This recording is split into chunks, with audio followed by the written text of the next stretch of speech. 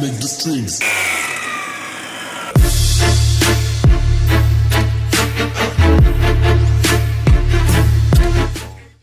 Alright guys, so didn't get too far. I went ahead and I did run some wires, some ghetto wires. I do apologize, but went ahead and ran, this is the fuel pump wire from the ECU, or the relay box up there, and then just ran a quick little ground right there. So we have one fuel pump wired, and then you can see this goes to the starter up front.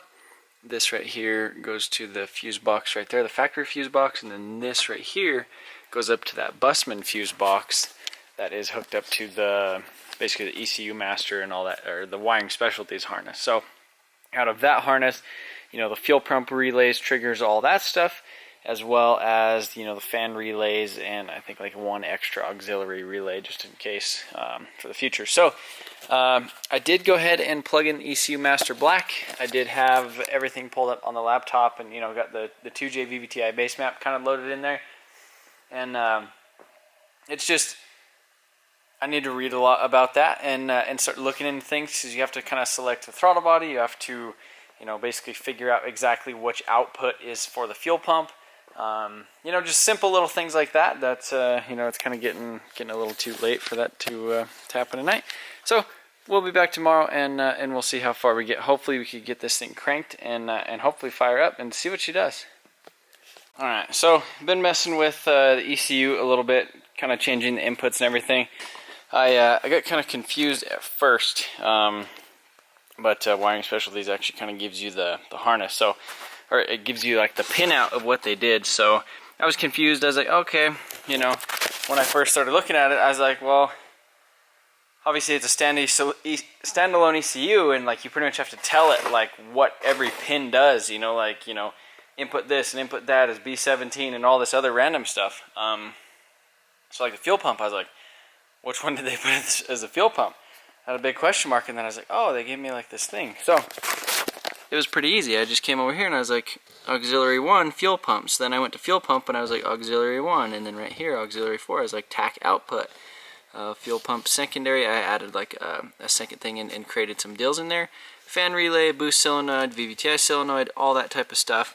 And then you can see the whole rest of everything shows you where everything is in the harness. So if you have any questions, you're like, okay, where do I, you know, put the auxiliary input for the fuel pressure? Okay, it's number 4. So when I go to my fuel pressure gauge and I tell it where to read fuel pressure from, you just go auxiliary input number 4, fuel pressure, bam, TPS, all that type of stuff. So I was messing with that. Again, the wiring isn't the greatest thing right now, but we're just we're pretty much just playing with it. So then I got the fuel pump and everything to prime by basically, you know, inputting all the things and telling it when and how. But then I started smelling fuel. I went ahead and I put like 5 gallons of 91 in here. You can see it's leaking back here, which is kind of sketchy. It was this fitting right here. It was just kind of, oh yeah, look at that.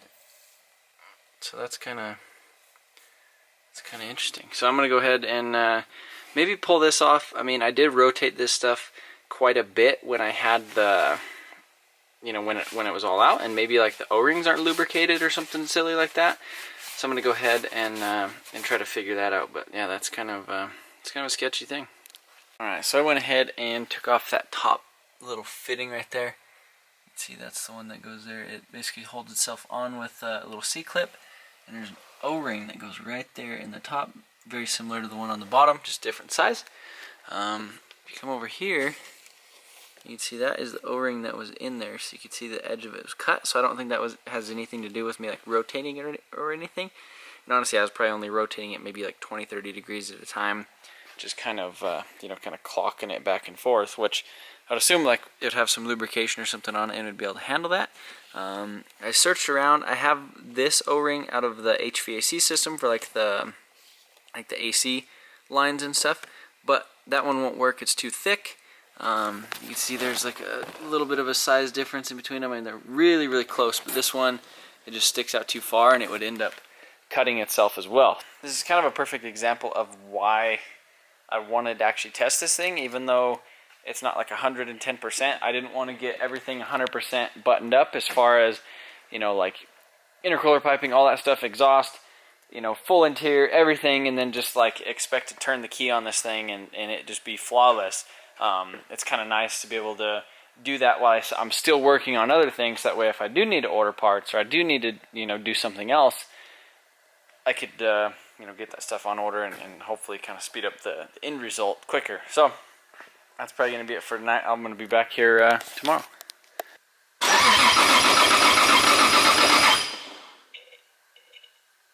So I googled Vuitton O-ring set assortment or whatever, and this popped up, and it was a Harbor Freight. So I ran in and I got some of this stuff. So there's that O-ring. I think it's gonna be this one. It's too small. This one looks about almost perfect, but it's thick. It's like the same situation as all the other ones where it's like too thick. And then this one is like thin and it's big, so we probably don't have any matches in this thing too. And it was all sealed up and stuff too, so I couldn't really like test it either. So I don't know, that kind of makes me sad. I'm gonna try to muscle it on there. It's just too thick, too dang thick. All right, this is my last hope right here. Oh, I could already tell. I could already tell it is way too thick. Like way too thick to get over that. Let's see, where's it at? So in order, yeah, there's just no way. Alright, so I thought I had it, and basically what I did is I just went ahead and I used that other O-ring, the thicker one, and I stuck it on there, and I pulled out the trusty old socket, stuck it on there, gave it a whack, and it went down. So, but I started working, and then it started leaking. So then I was looking at this one right here. This is the vent. I was like, okay, maybe it has the correct size on the bottom. So I went ahead and I pulled it out, and you can see that is a correct O-ring that's not cut. So that is compared to the bigger one. And since this thing on the bottom has a little bit more of a taper to it, I should be able to get away with using a thicker O-ring on the bottom of the vent. Probably still have to use the hammer trick. And then on this, I'll just make sure to lube it up really nice. So we might be in business. We might be in business. But yeah, it leaks less. It leaks a lot less. So I think I got it figured out. So again, robbed that O-ring out of there, replaced the O-ring on the bottom with the little bit smaller one that I think is okay enough for a vent at least. It's not holding. The vent can vent a little extra. Yeah, it's not holding back the 50 psi fuel pressure. So she's not leaking.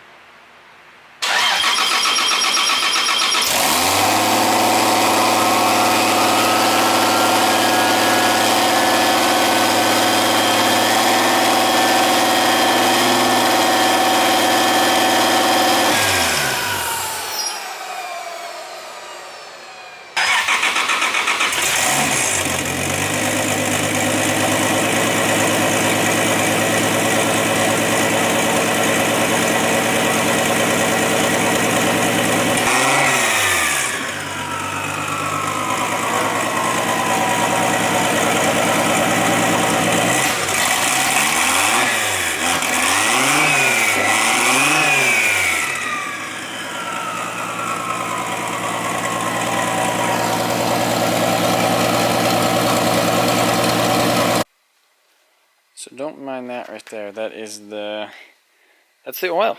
I was kind of a goof, and I basically last night when I was finalizing the turbo, getting everything 100% as far as like this heat wrap and all that, it was hard to get the turbo drain connected down there. It was just kind of a weird angle.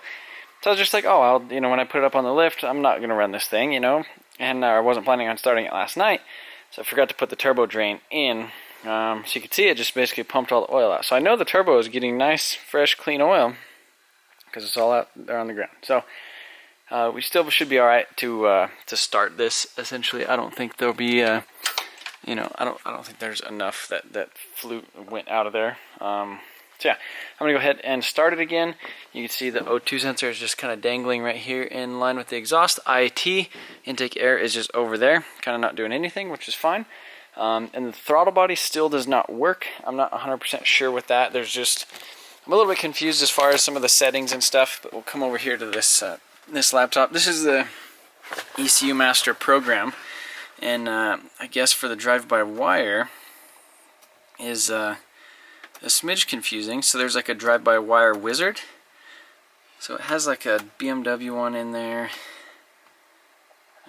So this is the one that it needs, is the Toyota like 2020 030 46 160 or whatever, which is the number that's on the throttle body.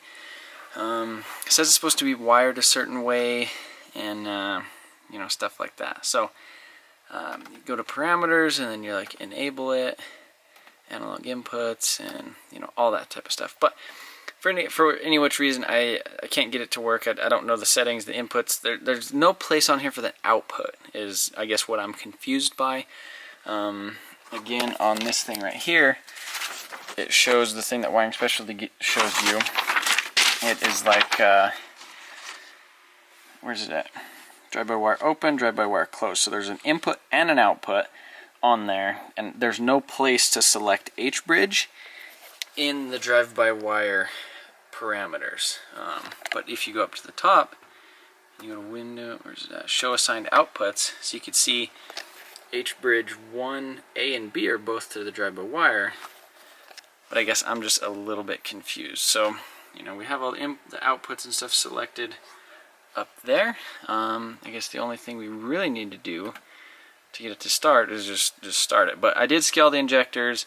That's pretty much about it. I haven't done much else. But we got my alligator clips over here. You can see on the bottom, it'll say syncing, and then it'll start. I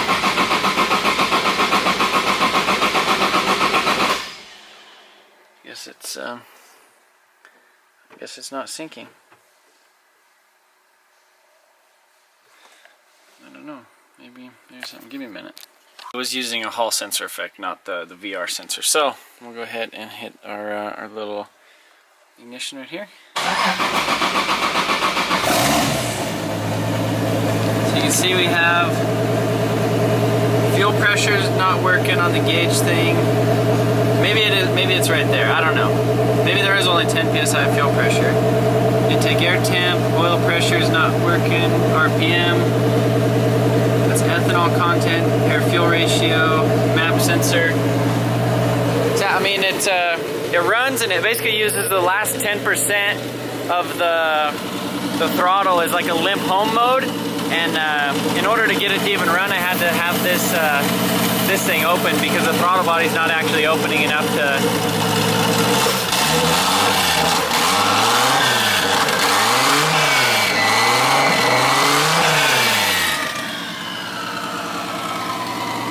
So there it is, boys. We got a running Supra.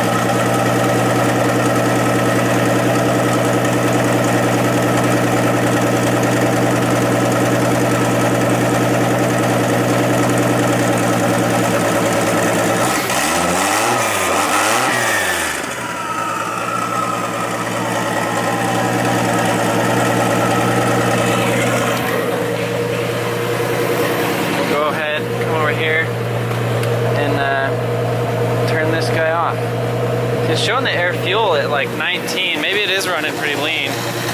There's no coolant in it, but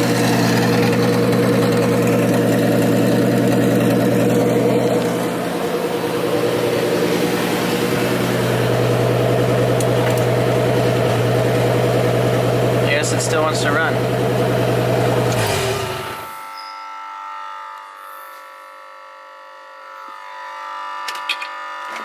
Is this thing?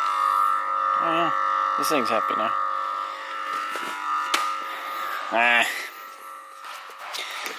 So yeah, that is, I guess my night of attempting to get this. Well, actually, the past 2 nights of attempting to get this thing to work. So this thing doesn't leak anymore, which is good, because I wasn't excited about waiting to get like that specific O-ring.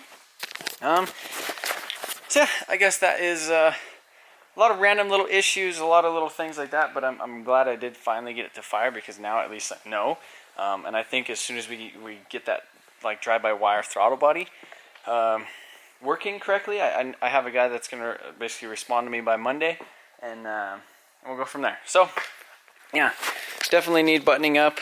obviously the thing in the downpipe, intake air temp, you know, connect the whole charge piping, put coolant in it, obviously hose clamps, little things like that. But again, this was kind of a test thing to make sure that everything is essentially there to work. I was having, I guess, kind of an issue figuring out where to get like the start signal and stuff off of that block, but David will be back here basically tomorrow or the next day, probably on Monday, and we'll go ahead and go through all that. So I'll actually have this thing where it'll start off the key. It's really, really simple. There's literally only 3 wires, basically 12 volt constant, 12 volt ignition switched, and then the starter signal. So really, really simple. That won't be hard at all to tie into there.